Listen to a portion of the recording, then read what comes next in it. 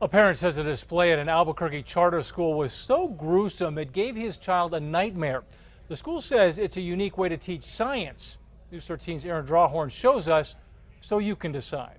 This isn't from an episode of CSI. It was in the lobby at Corrales International School. Her name is Anna. It's a crime scene display for a week, part of a year-long lesson for 9th graders. I think it would have been great inside a classroom. The fake body, the fake blood, the police tape. Too much for parent Chris Gayhart.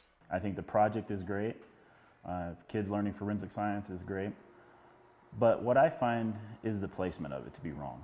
Overall, it's been really good. Shelley Wimmer heads the program and doesn't think it's over the top. Some of this curriculum is difficult. It's human body systems, it's learning about the heart, the brain, the mind. So we want them to have a buy-in.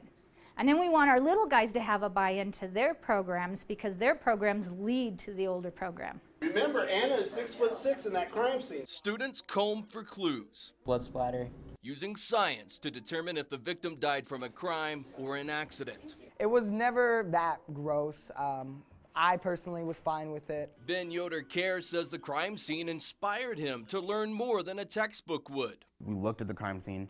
A lot of questions came up with all the kids. His mom says there's nothing scary or gory about having it in the lobby. The display that was out here was much more tame than what you would see at Halloween season at Smith's grocery store.